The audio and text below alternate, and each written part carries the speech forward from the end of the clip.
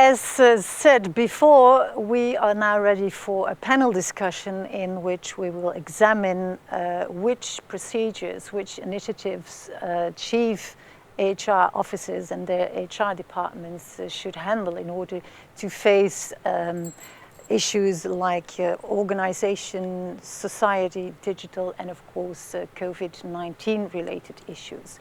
So we've invited 4 panel members representing companies who received a corporate HR award last year, and they will share their visions with us on their workplace transformation journey. So welcome Paul Houteke, General Manager at HR Rail. We also have HR Director, PNV Group, Anne Bayard. Then Olivia de Wit, Head of Workforce Experience at Solvay. And finally, we have the Chief HR Officer at EVS, Pierre Matelar. Welcome to all of you.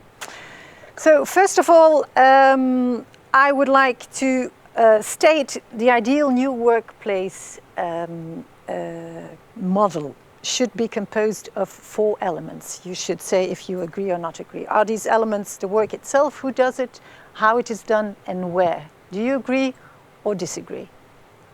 Paul, can I start with you, please? Of course, I would say I agree, but I would like to stress that the first part is the why, the content of the job, and that will always remain, to me, the most important element, because it's the job content that gives you the purpose in your job.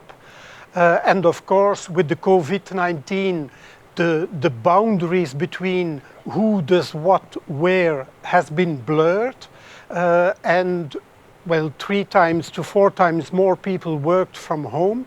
Of course, I represent the Belgian Railways, and you will understand that a lot of jobs are not possible in a remote way. I think of all our passionate train drivers and train attendants who cannot work from home, of course, but who are very passionate about the job, and they would certainly not want to exchange their job for an administrative job that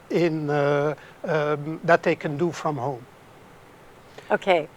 Anne, do you agree with what we just heard by Paul, or would you like to add something?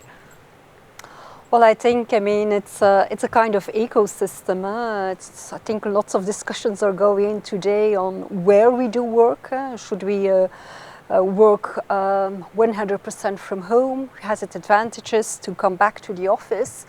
But I think even before COVID, looking at the whole digitalization where each of our industries go through, that has also had an impact on how we work and what a workplace should look like. If I look at PNV 10 years ago, when you walked through the different floors, you saw a lot of cupboards with paper files. Well, that of course has changed. Through the digitalization, we have had a whole new workplace concept in place. We had already telework before COVID. And I think that will continue as we will see more robotization, as we will see more artificial intelligence. I think that will also have an impact on how we will continue to deliver HR services, like for example, recruitment. What are we going to do with video conferencing after COVID? So I think digitalization will continue to have, robotization, artificial intelligence will continue to have a big impact on how we organize our work. Okay, so what is the situation like at Solvay? More or less the same as the 2 other testimonials we heard? Well, yes, and let me build on what you just said. I like the term of ecosystem.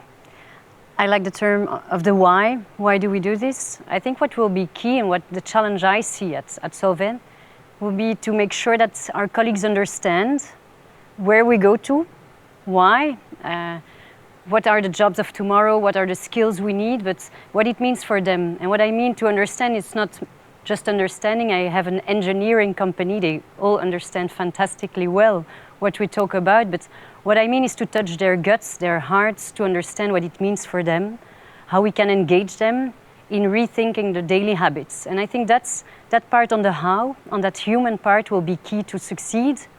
What I see is that the pace is going really up, and the changes, the unforeseen events. And where the strength lies, for me, is in that workplace is the human part, the relationship part, how we can trust on each other, how we can build on the common intelligence. And that part is key for me, the storytelling on where we go, what the workplace will look like, but why we do this, and what it means for the person. That, and for me, will be the key to the success. Okay, thank you. And Pierre, what has the situation been at EVS, and how do you see the future workforce develop? Yes, I agree with all of you, but at EVS we clearly put the who before the what, so I think that the why is important, but I think that the who is more important. And who is doing the job for me, it's the first pillar. And if we have great vision, we need to great people to build and to develop this great vision. So at EVS, we are also an engineering company with more or less 500 people, and half of the companies in R&D. We would like to find talent all around the world. And for me, after the COVID, it's more easy to find talent all over the world, as everybody is working from home or something like that. Mm-hmm. Now, you don't always need big organizational or operational transformations in order to have an impact, a positive impact on employee experience. Sometimes small changes can have this result as well. Can you share your experience on that part? Maybe I can start with Anne Bayard. Yes, of course, you need to adapt constantly. What we're now trying to experience is that in this after lockdown period at BNV, we didn't introduce top-down guidelines of people should return in bubbles or people should come back 1 day, 2 day a week.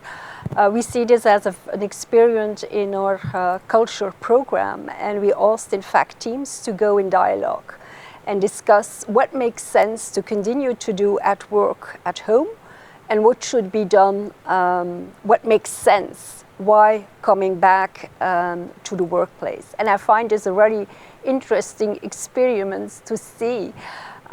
It's really putting people out of their comfort zone, because they used to have HR to have setting the rules, and now we are pushing back and really see this as an opportunity that they go in dialogue. So it's a small change, and I think it will help us to define what really should be our policy after COVID.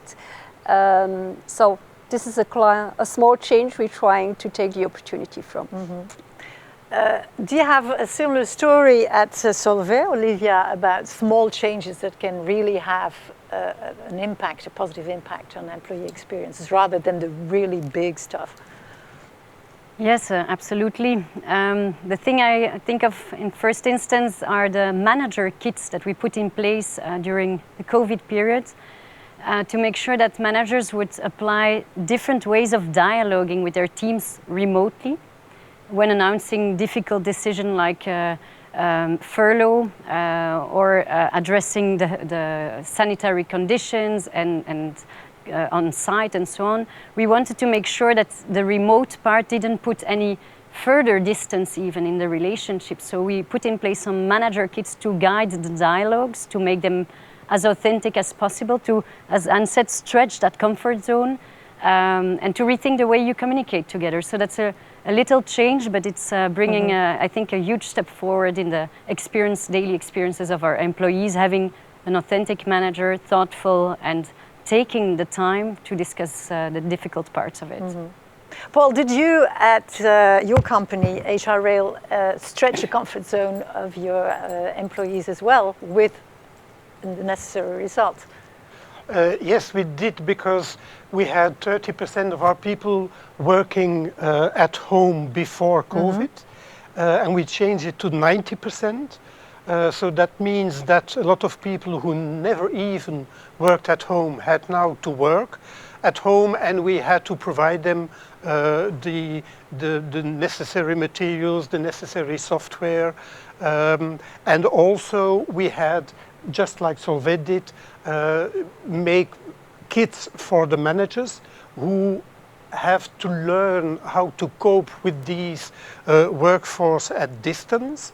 And we also did a lot of small steps rather than one major reorganization that would keep the minds occupied of the persons, and we really would stress a sort of continuous improvement at all levels of our organization. Mm-hmm.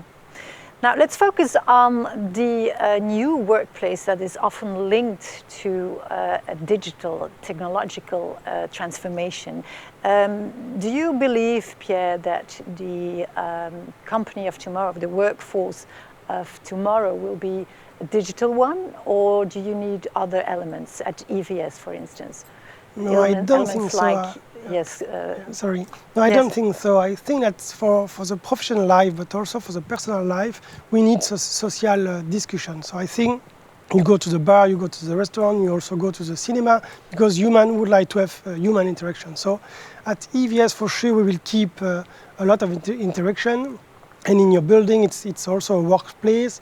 And yes, we will keep a mix of home working and working in presential, because I think that the contribution of a person is also the contribution of a team. And it's not possible to have everybody all around the world full time. So at EVS, it's a mix. It's a mix. Mm-hmm.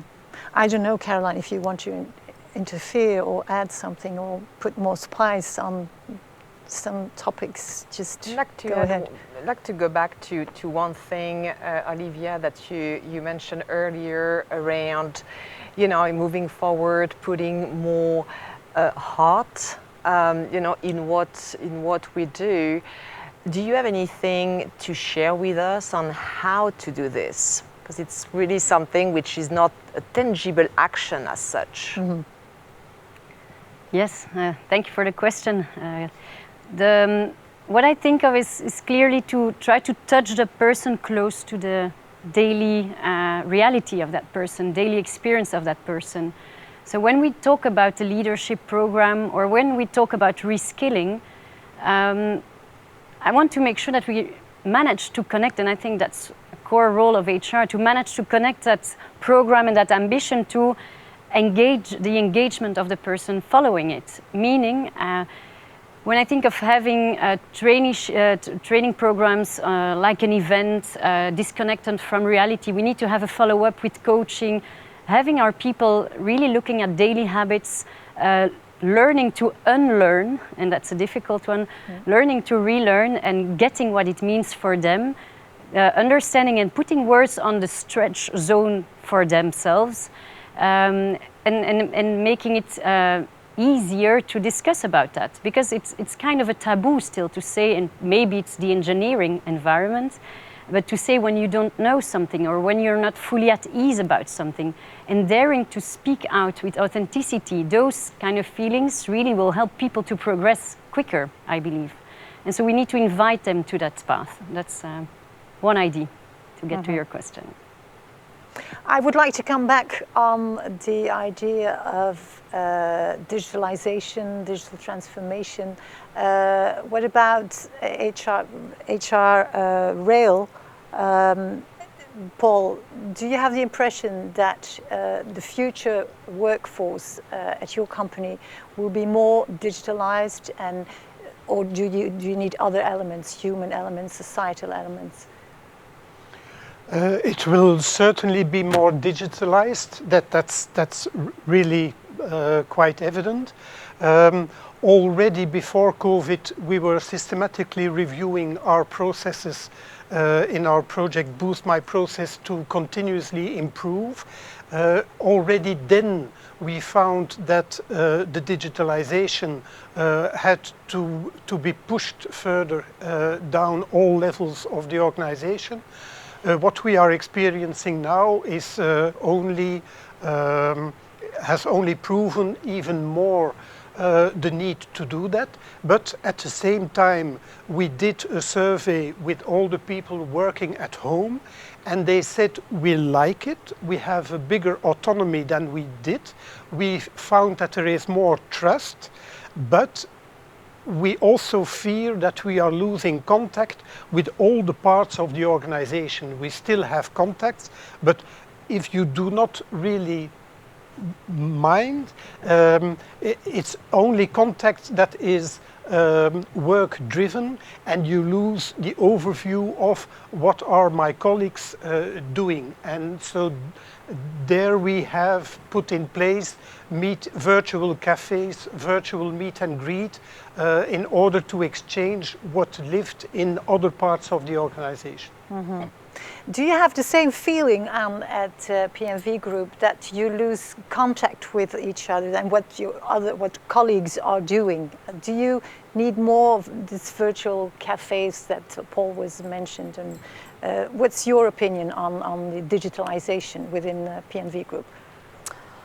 Well, I think that digitalization, as I think, will continue. I think it has many advantages.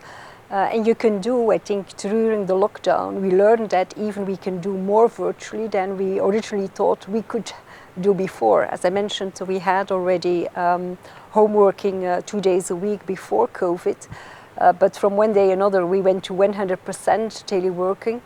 And we helped the team's management in doing that, setting up, as you mentioned, virtual coffee breaks, check-ins, introduce Mentimeters to get in touch and really have conversation starters. We had Leadership Through Corona, which every Wednesday morning we have webinars, which not only have tricks, but also create a platform for team leaders how to interact with their people to get that empathy, that recognition in place. Now we are, I think, we're already in the next phase and see, well, what makes sense to do at work, at home, and for which reasons we come back. And there we come up with several things. Some people really miss the informal contact, the contact around the real coffee machine, and others, like for example, new people find it much harder to get connected because they need to go in Skype or they need to go in Teams. They don't always have the courage to do so, and it is more fluent if that can happen at work. Our digital team, for example, which are more the brainstorm guys and are looking at innovation, find that doing that kind of meetings physically has advantages by doing that with all the kinds of tricks we have in whiteboards in Teams and so on. Prefer to do that also at the office. So I think we will continue to have a mix, but of course with more homework. The tools are also getting better. If I see what the Teams versions we had when we started the lockdown period and what we can do now, it's much more powerful to interact also in a virtual way. So Olivia, do you believe that artificial intelligence, robotics, cloud, digitalization indeed offer the opportunity to make the workforce more flexible, more agile, easier to manage, or is it on the contrary more complex to manage everything? I think there is some sort of gap to cover altogether. And I think we need all to grow in the digital savviness, not only on how to use tools, collaboration tools, whatever tools, but also to understand what's behind those tools and how we can leverage the connection of tools, the data flows, what it can bring to us to help us make better decisions. So for me, that's probably the gap to cover, to make it a real strength. I see it as a fantastic road to go, to really be able to focus on the human part of our jobs and leverage fully the tools and the data behind it. So a positive one, but still with a lot of challenges to go. Okay.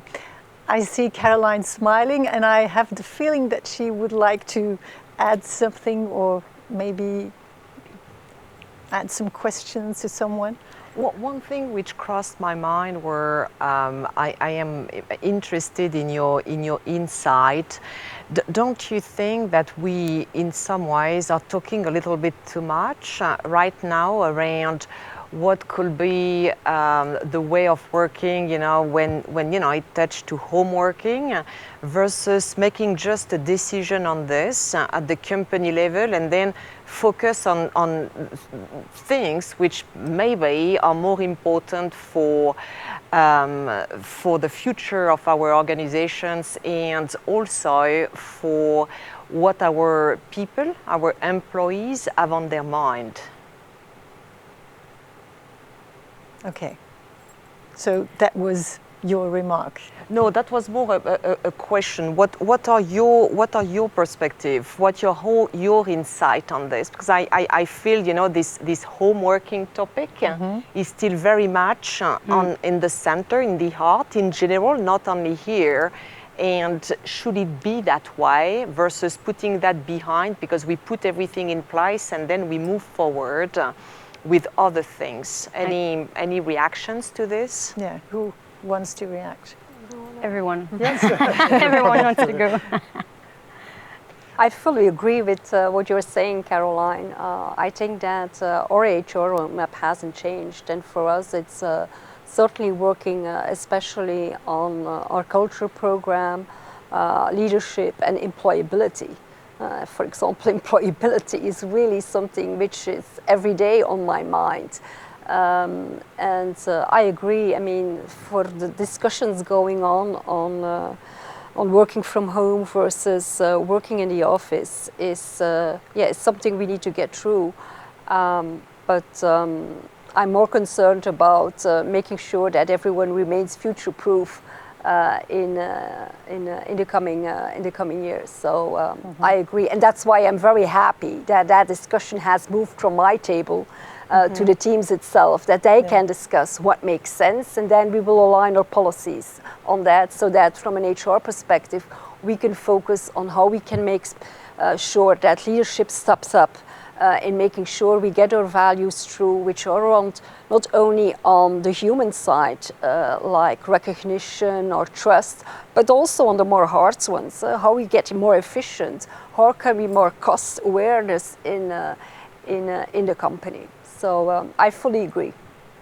Okay, thank you, Anne. I think Paul wanted to react also. Yes, because when you look at Belgian railways, yes, work at home has increased, tripled, but still 80% of the jobs are done on the field. And it's on the field also that jobs have to be reorganized, that you have to think, how can we make all the ateliers, the workshops, how can we get them COVID-free? And this is, a major job compared to the relatively easy switch of getting the administrative profiles doing work at home. Very valid. So the workplace itself, the structure, the culture it has, the way it's designed maybe for some workplaces may also have an impact on people engagement and the way people experience their job. Are there any specific KPIs that you use to link effectively this engagement to the workforce as it is organized? Anyone? Well, it comes, of course, back in Yes. the KPIs you have. And then, for example, during the lockdown, cross fingers, we didn't really have a lot of network connections. But if sometimes it does not work, your team's meeting, well, it has an impact on the SLAs you need to make in the productive departments. Also, from an employee experience, I think we did a great job on refurbishing and putting a new workplace in place that has an impact, a positive impact on our employee experience scores. So of course it has an impact, but it's not the only one. Again, let's not fully focus on this one. I think if people feel that there is no trust in the company, if they have leaders who are dictators, well, that will have a more impact, I think, than having a nice working environment. But what we see, for instance, at the Belgian Railways is that absenteeism is really low. Is low and is much lower than last year. Of course, we had a peak in March, April, and up to 20% of our workforce were ill at that moment. But since then, we really have seen the figures go down, and this is something that is also striking. Something you see in general. If I see some of the surveys who went on it, I think it's a general situation that short-term absenteeism goes down, long-term goes up. And on performance indicators, when we look at putting in place new ways of working at Solvay, it's an often upcoming question. How will you prove that this is going to make our jobs or our results better? It's a tough one to break, and we look at, of course, the perception through surveys, employee surveys or pulses that we make. We look at absenteeism, as you just mentioned.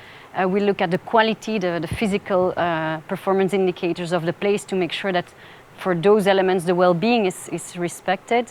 But what I strongly believe, and having talked to a lot of HSE profiles, for example, when you look at workforce, you want them to be able to focus on their jobs and to deliver well. If they can focus on their jobs and on the priorities and focus and refocus when needed, it means that they're not distracted by other elements. And thinking about workforce experience and key performance indicators, it makes me more think on the coherence we want to put in the whole story and whatever we make the ecosystem, as Anne mentioned earlier. If we're very coherent there and you don't put distractions, yes, your people will focus. In a plant, you will avoid accidents, for example, if they can focus, which is super key. So that's on the performance part for me. Yes. Pierre, do you recognize at EVS what we just heard from our other spokespersons? Yes, we also have some engagement level, and just after the COVID, in beginning of July, we made also an assessment, and we have increased the level of engagement. And before the COVID storm, we were already in an agile mode of way of working. So with daily stand-up, with retrospective and so on, and I think that it helps also to put the team member at the heart of your preoccupation. So I think it helps to take care of your team members. Now, I would like to focus a bit more on a great workplace experience and a great employee experience. Are these two the same, or are there any differences? Paul, maybe you can say something about the situation at HR. To me, there is a big difference, because for me, from an employee perspective, the relationship with your employer starts already at the moment that you are applying for a job. And already from that moment you get a relationship till the moment that you leave the company for whatever reason, and everything that happens in between. This to me is employee experience, and that's different from a workplace experience, which to me is more confined to what are the working conditions that I have. So for me it's a broader concept. Olivia, do you agree with Paul just explained? Do you recognize the same situation in your company? Absolutely. Yes. Workforce experience or employee experience is broader for me. It touches, as you say, the full career path. You think of the moments that matter, the important ones, the onboarding or a promotion or whatever. It touches also maybe important moments of your private life. How does your employer react to that when you get a child, or when you move, or when someone is ill or close to you.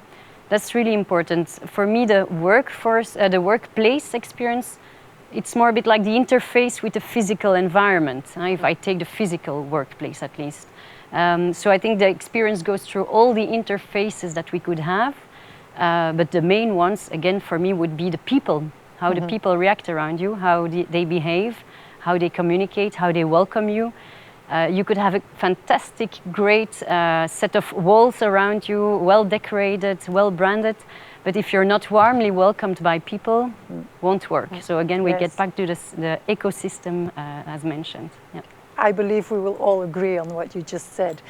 Caroline, I don't know if you would like to add another question or make a remark on this topic, or... No, I found very interesting, you know, this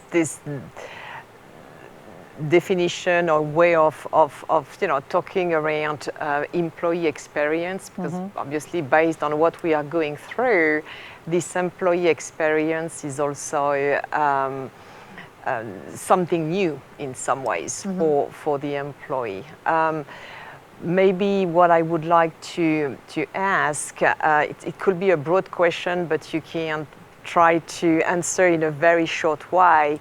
In this time of turbulences, what would you say is the level of employee engagement in your organization? Higher, lower, or I don't know? Well, let's start with Paul. It's higher. It's Higher. Definitely higher, and it's also, for instance, for the Belgian Railways, at a certain moment, the government asked to put in place a new transport plan to be able to get a maximum of people and a maximum of travelers in our trains, and then you have what we call the spirit of les cheminots. And at that moment you have one common enemy, and that's that virus, and we have to get our trains there, we have to be there for our travelers, and this increases very much the engagement level in all parts of the organization. Higher engagement at HR Rail. Anne, what's the situation like? We measure it just behind the lockdown, and then we had indeed a higher engagement. What people really appreciated during the lockdown was the open and transparent communication, recognition for the extra miles they went through, the trust they felt, the empathy. So that were all elements which had much higher scores.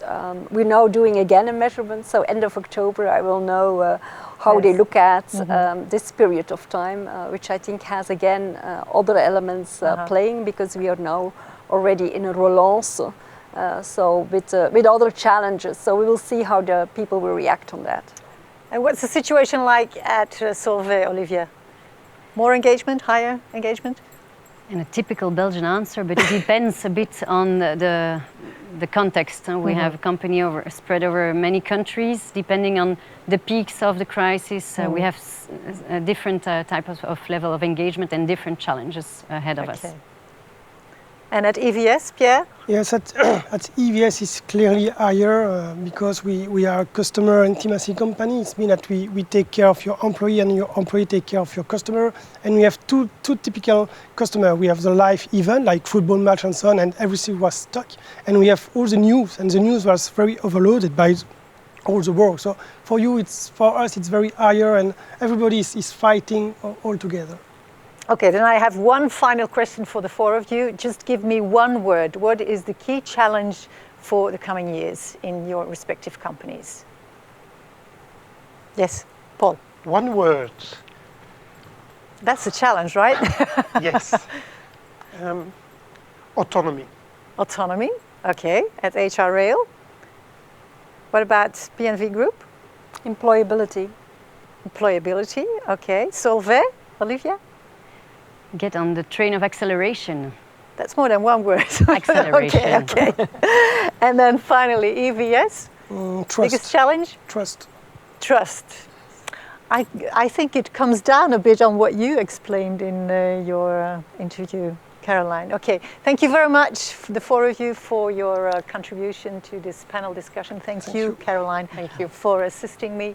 And now it's time for a break, ladies and gentlemen. So enjoy a drink, relax a bit, and as you can see, we have the partners meetup area where you can have an actual discussion with HR solution providers, or maybe you just want to interconnect with other attendees of this HR Leadership Summit 2020 that is possible, of course, thanks to our networking area, Plaza. So enjoy the break, and we will be back in about 15 minutes at 5:15 sharp. See you.